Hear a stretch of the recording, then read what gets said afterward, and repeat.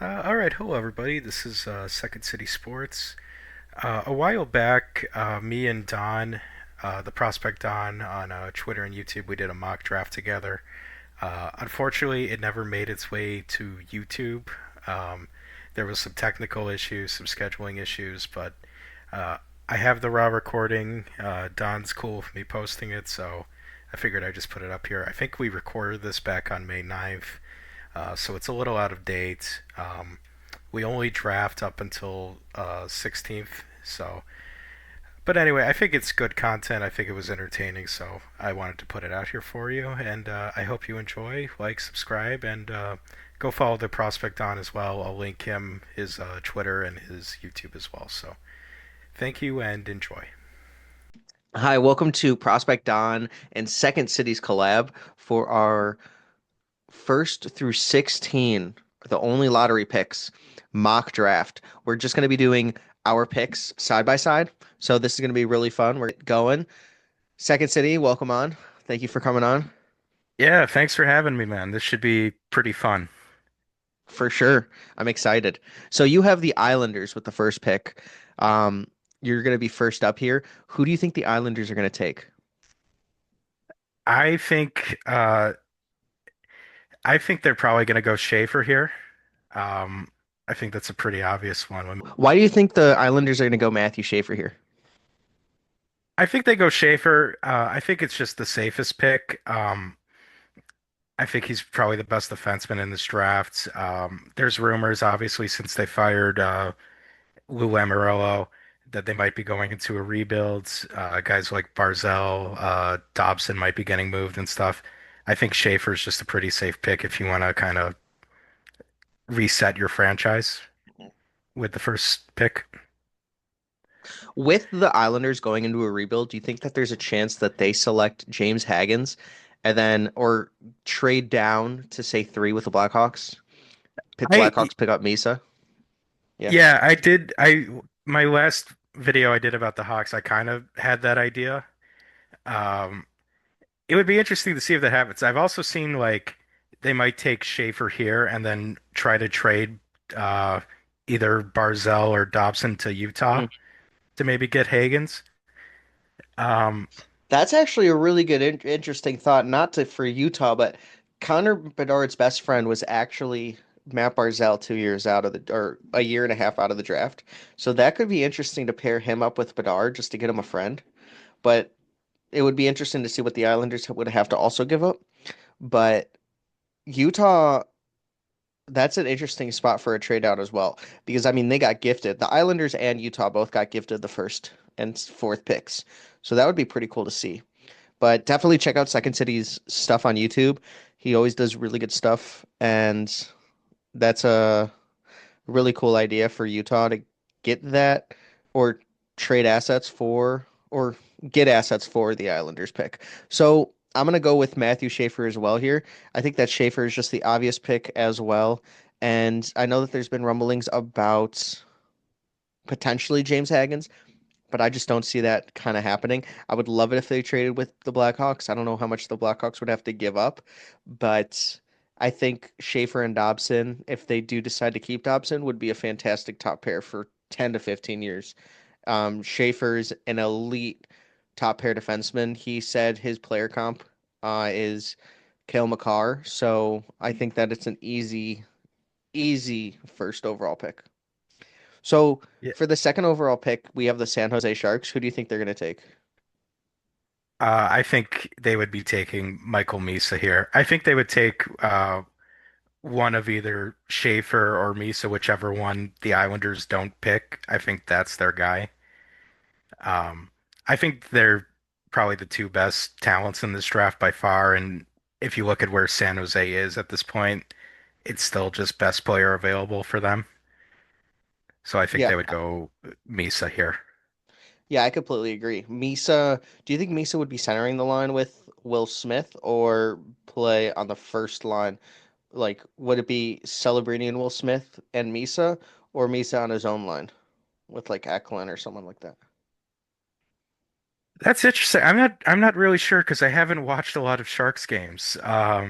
But I mean, listen, with the point San Jose is at right now, they can experiment pretty much as they want. They can have him Yeah. up and down the lineup, just see who he fits with best and stuff. So they don't have to play them, exclusively on one line or together or whatever. You know what I mean? Too many good top line players is a really good problem to have for the Sharks. I think Yeah. that they missed out on getting Schaefer, but I think Michael Misa is of a number one pick if it was the Blackhawks. So I think that's a great pick. I'm actually also gonna go with Michael Misa. My dogs are going crazy now, but I think it would be a fantastic trade or fantastic draft to get Misa. Yeah. I mean, he was an exceptional status player at one Yep. point, albeit he kind of had a slower start in his junior career, but still phenomenal talent. I completely agree with you. Exceptional status. Michael Misa, like without a doubt, overcame the point production in his first year at the OHL. Yeah, Michael Ex Misa would definitely be a perfect fit for the Sharks. We're gonna go with the third overall pick now, so that I can mute real quick. And okay, who do you think the Chicago Blackhawks are gonna take? Well, it's weird because I saw your tweet yesterday and immediately got very concerned, but if I was Kyle Davidson, I would be taking Porter Martone here. Um, Look, he's kind of what the Blackhawks need. He's big. Yes, I know apparently he doesn't play the most physical game, but that's, I think, a product of playing in the CHL, especially in the OHL or the QMJHL as opposed to the WHL. I think that's something he can grow into, and I think he could be a phenomenal line mate for Bedard. But if they don't take him, I'll be very sad. Unless they can get Yeah, Misa somehow. I completely agree with you. I know that tweet sounded an alarm for a lot of people, but it was basically because I have seen a lot of Desnoyers and Frondel to be projected to go to the Blackhawks. I would love either Haggins or Martone. If we can somehow get out of the draft with one of those two players, I would be ecstatic at this point. Martone's skating woes are a little overblown. I think that he is a player that is Matthew Tkachuk-esque, so I think it would be perfect for the Blackhawks. I'm also going to go with Porter Martone as well. I know the first three picks are the exact same, but I mean, when you look at the fits and stylistic plays of all these players, it just fits per team. Schaefer's going to go with the defenseman. I mean, Islanders are like need to go with Schaefer. Sharks need to go with Misa, in my opinion, and then the Blackhawks walk into Porter Martone. If we get Desnoyers or Frondel, just to speak on this point a little bit, I think that it would have to be we would have to view the overall draft class. So say at 29 we get Vaslav Nestrasil or someone with offensive upside as well, with Desnoyers. So I think that's also a point. Let's go with Utah at four. Who do you think Utah Mammoths, the new name, is going to take? Okay, so I would go with James Higgins with this pick. I know the fit there isn't perfect, um, but I do think he's better than the rest of the players available by quite a margin. I think if you look at his junior career, I know his NCAA season this year wasn't spectacular, but going point per game as a freshman is still a pretty good accomplishment and stuff. Um, yeah, I would go with Higgins. Um, I'm interested to see who you're going to say here. Well, James Higgins with 37 points in 37 games, I think he did have a good freshman year in the NCAA, but it didn't surprise anybody. I think it's a really good pick for Utah to get a player like James Higgins. I actually, to play devil's advocate, I'm going to go with Anton Frondel. I know Anton is somebody that the Utah Mammoths actually like and have done a lot of scouting on, as well as interviews and meetings. So I'm going to go with Anton Frondel. I think they lucked out in this position and didn't think that they were going to get him. So Anton would be a really good pick here. But Yeah, James Higgins is a fantastic fit for the Mammoths. I mean, I really like Logan Cooley, Dylan Gunther. They have a lot of pieces. Yeah, definitely. And this is the thing too, like obviously it's too soon to like know stuff and what's going to go down at the draft, but Yeah. like this is a spot that Utah could easily trade out of and stuff too, and then you don't know who's going to actually end up picking fourth. Like Yep. Like I I completely feel agree. yeah. So I kind of just went for best player available there, and you can move him as an asset if you want to maybe try and attract a star, or you can kind of do what you want. Well, like I look at two teams, like Pittsburgh with their 11th pick and then potentially the New York Rangers 12th because it's conditional. And let's say they have the 11th and 12th picks. I think Utah saw themselves at 14 the entire year because that's what they did. Would you want two picks near where you have been scouting the entire year and try to get two players that you've liked for a long time? Pittsburgh would get a player like James Haggins or Frondell, maybe even Martone to play with Sidney Crosby or learn from him for his last 2 or 3 years in the NHL.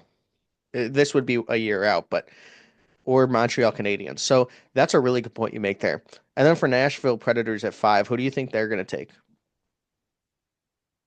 So for the Preds at five, I went with McQueen, Roger McQueen. Uh, That's a really good one. yeah, I really like Roger. I like the size. Again, kind of like Martone. I haven't watched a ton of him, but I've heard that he's not very physical as a player. But again, I think that's something you kind of coach into players and that they see as they move through the levels and stuff, that they have to be more physical and more willing to forecheck and stuff like that. Um, I think the skill is there. Um, I think he's going to be a very good player. I think if he didn't get hurt this season, his stock would be a lot higher than it currently is. Because he's one of those Yeah. guys like the whole 5 through 10 of this draft, you really don't know who's going where and who's going to be available and stuff. It's pretty open this year. I completely agree. When I talked to Roger McQueen, he said that his player comp for himself was Ryan Getzlaf. So I think that's perfect for like what any team is going to do. But Roger McQueen could have been the number one pick in the entire NHL draft. Like definitely top five, but this guy has 6'5" skill. You see Cam Robinson's tweets, very high on him, but he has some of the most potential in the class. So I actually think that he could be a Kirby Doc or Beckett Seneca type of riser in this class that not a lot of people are talking about. So that's a really good pick for the Predators, who really need that upside there with the way Stamkos has gone. Offseason haul did not turn out what they wanted. So for the Predators, for me, I'm actually going to take James Haggins here. I know he could be gone at this point, but I think that the Predators would like a center, and I think the playmaking ability of James Haggins would be really good for the Predators.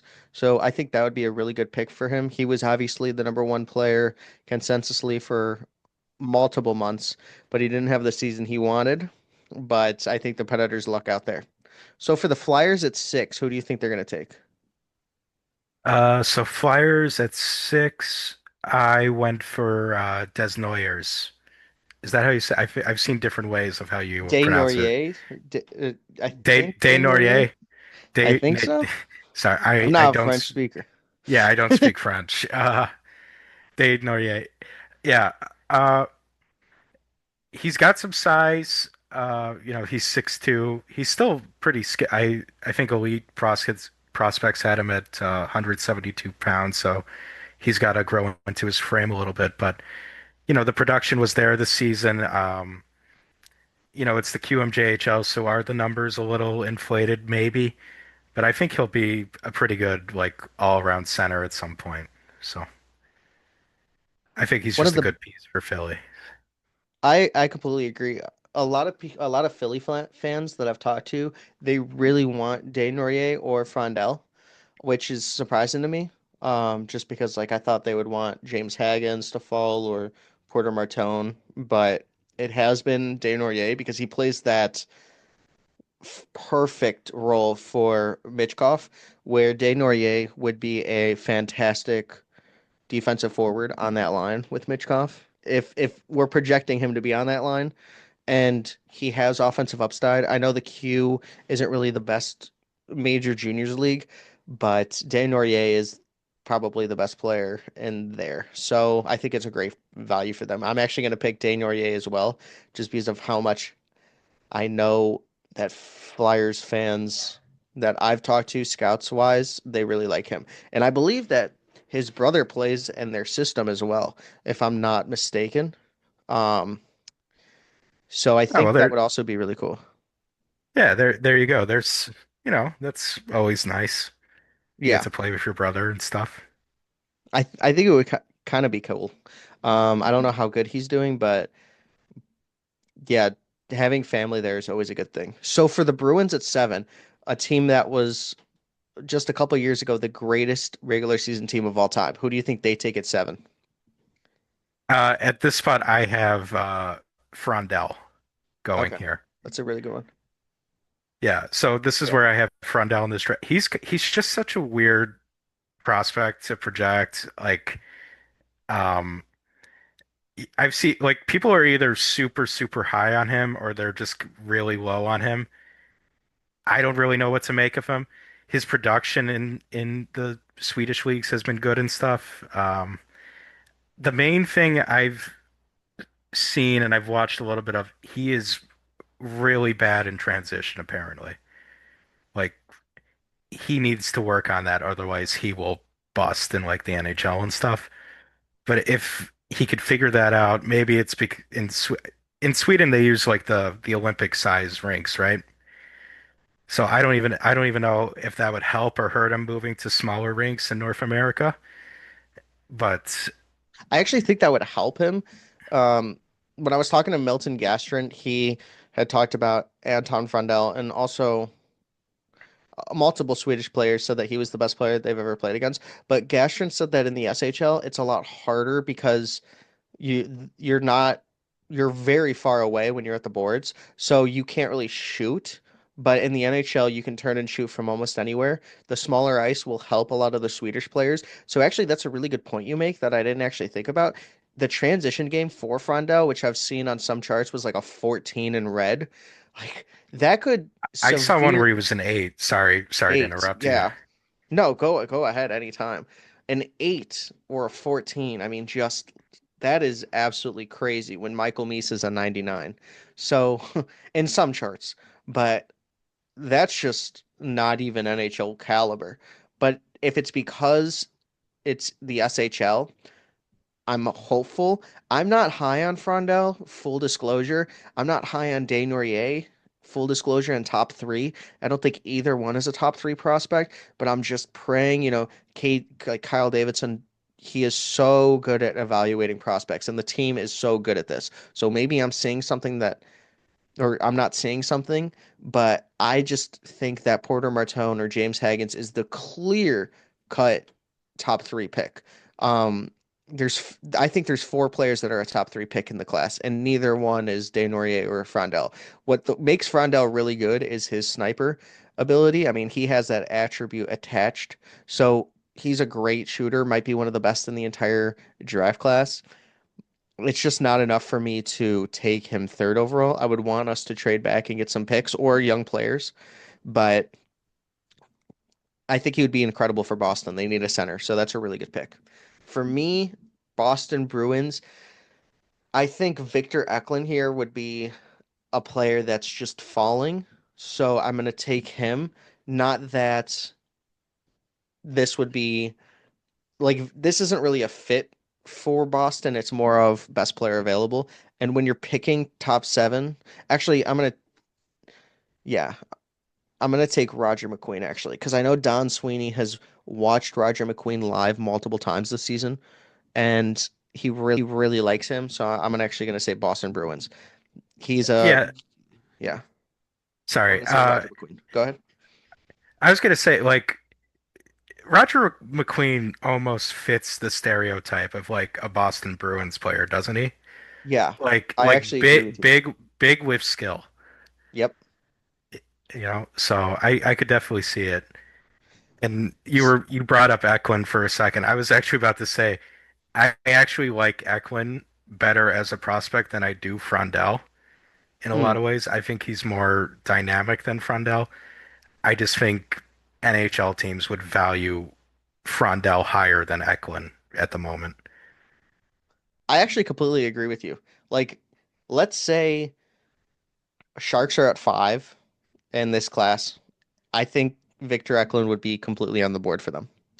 So it's basically team based in this class, but I think Victor Eklund might be a better prospect, like you said, than Frondell. Every time I watch Victor Eklund, but every time I talk to a player, no one brings up Eklund. It's always Frondell. So maybe Frondell is just doing things that don't show up on tape as much or in the highlight videos or anything. Like maybe it's just like the way he plays, it's harder. But I'm with you. I think Eklund is an incredible player. And in going back to Roger McQueen with the Bruins, I think Roger McQueen, who's a 6'5" center, right-handed, you can't make those in a lab. Like that's a very far and very little amount of supply on those type of players. So I think he's going to get drafted a lot higher than a lot of people believe. I was just gonna say about McQueen last thing. Like at a minimum for McQueen, that's a guy you can stick on your power play and just say, go stand in front of the goalie, and he'll put up points. Yep, completely agree. He had 4 goals in his first game, and everyone was saying first overall pick, first overall pick. Yeah, And then in his eighth game, he got hurt. yeah, I remember going into this year, it was like Higgins, Misar, Martone at 2 and 3, and then like McQueen. I don't think Schaefer was really even Schaefer was at considered 5. like, Yeah. yeah, Schaefer wasn't even considered to be the number one pick. Nope. He broke Or his this, collarbone, and then he was the number one pick. Even though I interviewed him and he was a great person, and I believe he's the number one pick. I'm just talking about in scouting circles. It went from him being top 5 to playing 1.5 games at the U18s, and then him being the number one pick. Like there was yeah, really no reason for that other than those 1.5 games where he was the best player. Also, Misa didn't even get a tryout to the team, and Porter Martone scored 1 goal in 3 games and played under 10 minutes a night. So the fact that Matthew Schaefer was the best player on his team, it shows volume. But I'm just saying James Haggins almost won the game winner of that entire tournament. If he I would have think just gotten more on that puck, it would have scored. Okay, so yeah, let's move on here. Um, we have Seattle Kraken at 8. Who do you think Seattle will go with? so. For the Kraken, I went with Radim Murtka. Yep, Radim Merca. Radim Murtka. Uh, I'm impressed. First of all, 6'6", 198 pounds. I'm sure the skating maybe isn't the greatest yet, but you can work on that. 43 games played, 3 goals, 32 assists. He's a right-handed shot defenseman. Those are hard to find. Seattle, they have Cadden, they have Wright, they have Beniers and stuff. I think they could go defenseman here, and I think he's a guy who could, if he pans out, could be very, very good for them. His player comp for himself was Moritz Seider, sorry. And I completely agree with that. I think he's somebody that is going to rise heavily in this class, even though we're picking him at 8 here, but some people have him at like 13, 14. I think he's gonna like 6'6" defenseman on the right side. You can't really they're gonna go higher than you think. So I actually am also gonna keep Murtka and Seattle. This is a pick that I've been slamming the table for a long time. He plays for the Seattle Thunderbirds. I think they're gonna keep him in the state for most of the things that you just said. So I think Radim Murtka would be a phenomenal pick here. So let's go to 9 Buffalo Sabres. Who do you think they're gonna take? For the Sabres, I go with Jake O'Brien here. That's a really good pick. Yeah, Sabres, it's so weird picking for the Sabres because they have like a bunch of really like good young players all over the place. They just can never actually put it together into a winning team. But I think O'Brien, I really like him. I would love for the Hawks to trade up and get him. Yeah, I think he would be phenomenal. But the Brantford line. Yeah, get exactly that Bradford line. Um, yeah, I think O'Brien just fits here. I actually completely agree, but there's one player that I'm struggling to keep on the board, and that's Victor Eklund. But when they traded Dylan Cousins, I didn't understand what they were doing there. I'm actually going to say Victor Eklund here, just to play devil's advocate. I think Victor Eklund is a player that is best player available for the Sabres, and they just need that. They're not going to go defenseman with everything that they have, so this isn't going to be arranged for Jackson Smith or Logan Hensler. I think it's either going to be between Jake O'Brien, Victor Eklund, and someone like Lyndon Lakovich. But I think that what makes Victor Eklund really good is just his skill that the Sabres need. They're going to need somebody that could turn into a star. And I like Jake O'Brien a lot. I think that he could have that upside, but he's also a player that, in my opinion, could fall. He could be either a top five pick or fall. I know that isn't really the best, but I a lot of people either love him or they hate him. So if he doesn't get picked in a spot, he could start falling. And that's why we believe that the Blackhawks could potentially trade up for him if he starts to fall. yeah, I agree with what you said 100%. Like I keep saying, this is just a weird draft class. Yep. It's very hard to try and like nail down where everybody's gonna go. It's very opinion based of what your team needs. So I guess it's team need based, but it's also if a player is falling like Victor Eklund did here, like you could see a trade up. I think that there could be four or five, six trades in the first round. Like this could be a very movement based trade. Um, it's not going to be like where the Blackhawks trade from 20 to 18 because no one's going to like 2 months out because no one's going to even know who goes where. So Sasha Boisvert was going to go top 20, but probably they needed to go to 18 just to solidify it. So I think that a team could easily trade up for somebody like Jake O'Brien, Victor Eklund if Roger McQueen falls. So like you said, it's a very weird draft. But for the Ducks, who have a history of Pat Verbeek, a history of taking players that he really has a conviction for. Who do you think they're going to take? Uh, yeah, that's very true, but I'm gonna go with Victor Eklund in the spot actually. That's a really good Um, fit for them. yeah, I like I said, I really like him. I'm higher on him than Frondell and stuff. I think the Ducks just take a really good player here. If Victor Eklund was still on the board for me, I would definitely put him there, just because I feel like that would be a really good fit for the Ducks. But here, I'm actually going to take Lyndon Lakovich. I know that they took Beckett Seneca last year. I think Lyndon Lakovich is a Beckett Seneca light version. He has very raw skill, 6'4". He would kind of be a Pat Verbeek player. This isn't really a best available. I would put him in the range of like 9 to 12, but I think Jake O'Brien would be best available here, but I think Lyndon Lakovich has that upside that the Ducks are looking for. They have a lot of centers, but I think that just compiling as many centers as you can get on a team is what the Ducks should be doing. Maybe they go Jackson Smith here, but I think Lyndon Lakovich is just a Pat Verbeek player. So let's go to 11 for the Pittsburgh Penguins. Who do you think they're going to take? Yeah, so for the Penguins, I'm going with Carter Bear here. Great pick. Um, Yep. I know the injury it's a bad one. What was it like Achilles, I think, or something? Lacerated Achilles. Yep. Yeah, which it sounds scary, but for me with Pittsburgh, and I'm sure I don't know if Dubas would agree with this. I think you're picking players right now for your next generation instead of trying to save this generation that you have right now. Like I think that was a mistake like the Blackhawks made in the past. Like they took Kirby Doc third overall and then immediately put him into the NHL before he was Yep. ready and stuff like that. I don't think they should fall into that trap. I think they should take players now, let them grow in the system, let Crosby, Malkin, Letang, all those guys have like their farewell tour the next few years, and then kind of bring up your next generation of Penguins. And I think Bear would be a very good start to that. I think Carter Bear is an incredible player, so that's a great pick.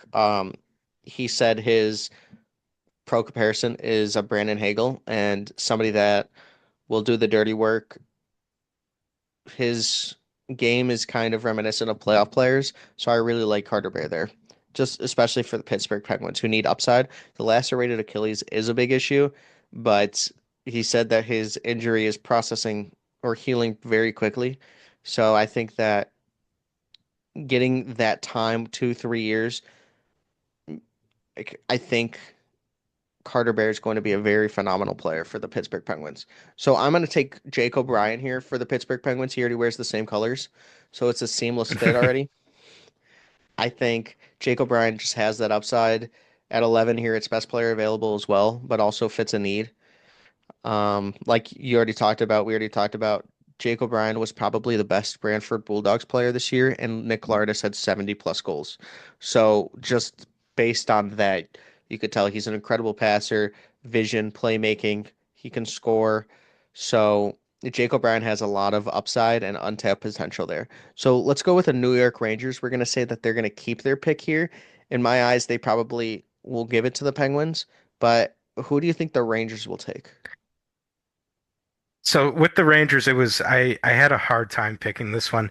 I'm gonna go with Jackson Smith, the Hmm. defenseman. I think he's got like a decent profile. I like defensemen that played in the WHL because they actually play defense in that league a little bit. Yeah, Um, yeah, so I would go with Smith here. I think they could use probably defensemen. I don't think a lot of the forwards left are spectacular. I think Smith was probably one of the best players still on the board at this point, so I would go with him.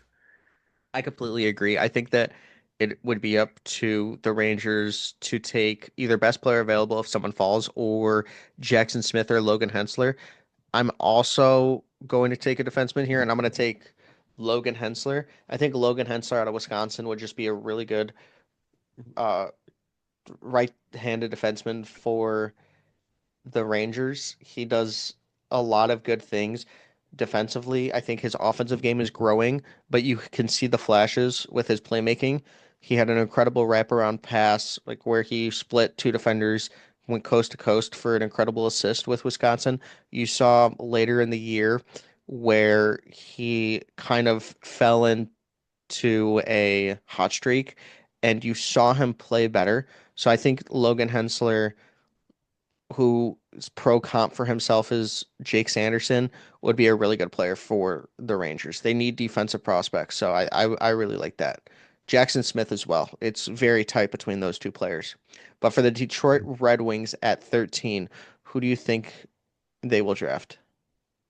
Yeah, this is another one like the Ducks where Iserman is always just kind of weird with who he picks and where he picks them. But I kind of went a little bit of a safe pick here. I went for Malcolm Spence. Love it. Yep.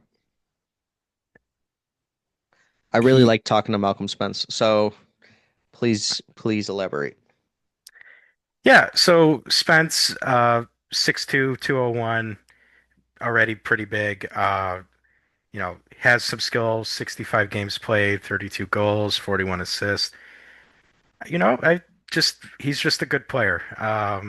I don't know a ton about him. You obviously know him better. You've gotten to interview him and stuff, but I would go with him here. I think he's as safe a pick as you can get in this draft. He'll be a player for you at some point in some roles. So Yeah, I think that's a great pick for the Red Wings.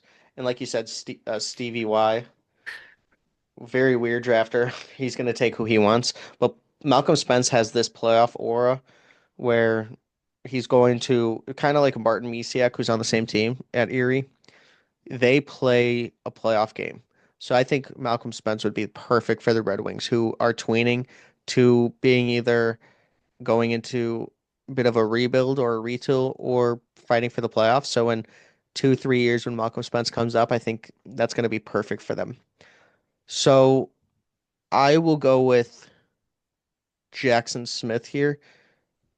Um, Actually, I'm gonna go with Brady Martin just because it's Stevie Y. I think Brady Yeah, Martin has top 10 potential. He's an incredible hitter.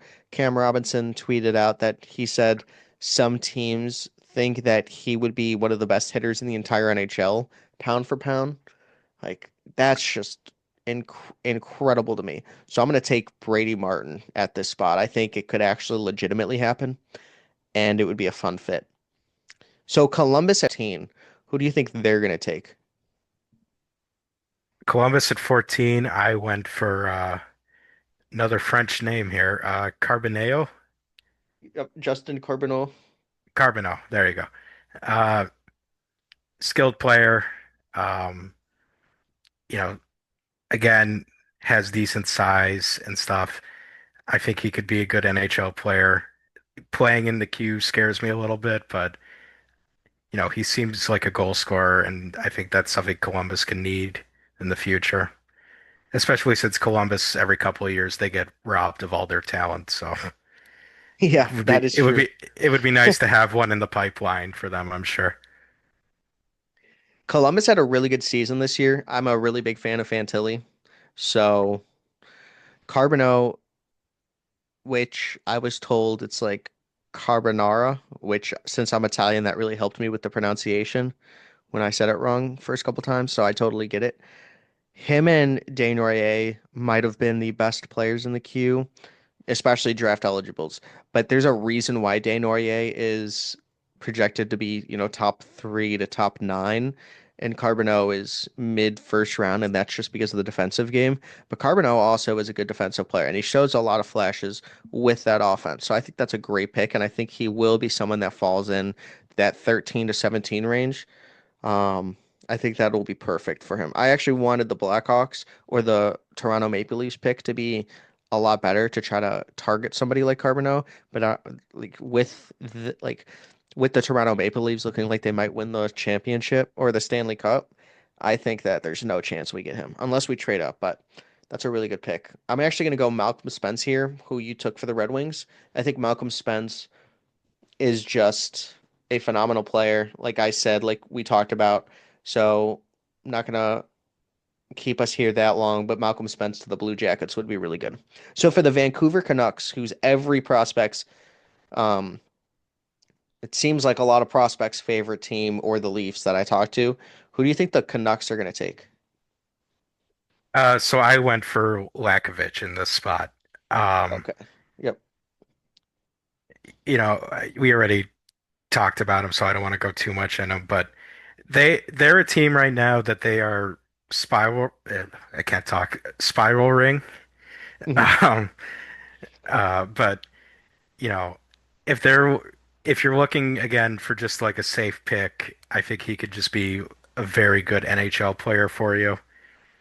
Um, it's going to be interesting to see what happens with Quinn Hughes and stuff this offseason. So I don't really know what they're going to do, but I just went for Lakovic because I think he's a safe player here. He told me, I'm gonna give you a little snippet here. Something that teammates know about him that fans probably don't is he has really hairy legs. So if that helps your analysis on Lyndon Lakovic, there you go, NHL teams that are listening. So I'm gonna go with Carter Bear here for the Canucks, who this is just a high upside play. I think that the lacerated Achilles, it's very tough to come back from that injury, but like we've said, give him 2, 3 years. I think Carter Bear is going to be a Brandon Hagel-esque player. And Brandon Hagel went for two prospects and two first round picks even before he was Brandon Hagel. So Carter Bear is going to be very valuable in this class. And Yeah. then 16. Oh, go ahead. Sorry. No, I was just agreeing with what you're saying. That it's the same reason I took him for Pittsburgh. Like very high upside, you're going to have to probably wait, but when he's ready, he will be a very good player. Yep. I completely agree. I'm a big Carter Bear guy. Just it's so unfortunate that that injury happened when it did right before playoffs because he looked like a top 10 pick and there was a lot of scouting like really high up scouting people that were talking about him being top 10, top 9. Um, I know that Cam Robinson had been tweeting a lot about him. His hype was up, especially when that injury had just hit. So I'm not going to keep you here, like I said, but Montreal Canadiens at 16. This pick was from Calgary. Who do you think they're going to take? So for the Canadians, I'm going with Brady Martin here. Um, That would be phenomenal for them. They would jump yeah, for joy.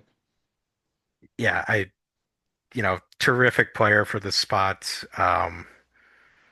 Just energetic, really like his game, and don't have a ton to say about him, but I think he'll be a good player for them if they take him. So I really like that Brady Martin pick for them. He's an incredible hitter, like I said. But for 16, since Brady Martin's already off the board, this comes down to Cameron Schmidt or Jackson Smith. I'm actually going to say Jackson Smith because I know that he needs to be in this mock. Just he's just too good not to be. But Cameron Schmidt, if we're talking about a player that the Canadians can draft because they have two back-to-back first-round picks, it is Cameron Schmidt or a player like Carter Bear. Carter Bear, if he was at 16, would definitely go to the Canadians. That is somebody that I've heard time and time again that the Canadians would draft. So look out for either they package these picks for a player that they really want in the top 10, or they take a player that has incredibly high upside. Maybe has an injury, like maybe there's some red flags there. But Jackson Smith, in my opinion, I know this might be controversial for Blackhawks fans, but I believe that Jackson Smith is who Kyle Davidson thought Kevin Korchinski was going to be, especially offensively. Like quarterback a power play. If you haven't seen Jackson Smith's highlights, I definitely recommend them. He's one player that can dangle through four defenders if he needs to. Just incredible shot. Has a really good wrist shot. So I think that Jackson Smith also he can fly in his skating. I wish that Kevin Korchinski had shown that more on the NHL level, but I think if Kevin Korchinski, just to talk about Kevin Korchinski, because I bring him up a lot, if he would have stayed in the WHL, his hype would have been so much better than if they would have just, since they threw him into the NHL. So I hope that Jackson Smith's team doesn't do that because he also has some of the deficiencies that Korchinski had, but I think he might also be a little bit better defensively in the NHL. But yeah. Yeah, no, I agree with that. Like, uh, Corch. What are we gonna do Yeah. with Corch? Uh, it's so weird with him because he's one of those players where he was probably too good to be playing in the WHL another year, but just was not ready for the NHL. And I wish they got rid of I could talk about the stupid NCAA or AH AHL, yep. yeah, the stupid AHL rule that Canadian juniors can't play in it, even though Yeah. every other kind of prospect can. It's so stupid. Um, yeah, Corch is. I still have faith that he will pan out. I think it's going to take longer than it should have because they almost skipped like a year of developing him and just let him get fed to the wolves by playing him with Tenorti and all those lovely players from Yeah. 2 years ago. Just God help superstar us. defenseman. Oh my God, that rot, dude. When Bedard got hurt that year, oh man, those games were hard to watch. Oh They were yeah. hard to It was watch with lose Bedard, every game. Like without him, my God. Sorry, no, I I said like that. completely agree. I think everybody at that point was when it was when Bedard missed those 14 games, it was lose every single one of those games. Like if you can, just try to get Macklin Celebrini because not a lot of people talk about this, but I know that nobody wants to bring it up, but think about the Blackhawks and Bedard with like Macklin Celebrini this year instead of Artem Levshunov. Not any diss on Artem Levshunov, but we were one card flip away from Celebrini. And I know that the Sharks won four straight times, like that drawing, if you remember. It was like they won four straight drawings. So I think the Blackhawks won the fifth drawing that they had to do for the numbers. So the Sharks definitely deserved it. But just imagine if Celebrini was on the Blackhawks with Bedard. The entire team, the entire trajectory of the team would be different. So Yeah, yeah, we it we would just wouldn't be totally different. we wouldn't have national media saying he looks like he's sad all the time and that he hates it in Chicago. Yeah. We would have our version of the like the Macklin Celebrini Will Smith Tyler Toffoli relationship, which we kind of got at the end with Nazar when he came up and they started letting him play and everything. But No, I yeah, completely agree. So, all right, let's end it. But thank you so much for coming on, Second City. If you haven't already, please check out Second City's YouTube and Twitter or X. I hate calling it X, but check out his X account. Definitely really good content over there. And thank you so much for joining me on this mock today. yeah. Thanks for having me. It was a lot of fun. Would love to do something like this again. So just let me know. Yeah, for sure. And in the comments below, whose list do you think would be more, who do you think would be your list for the top 16?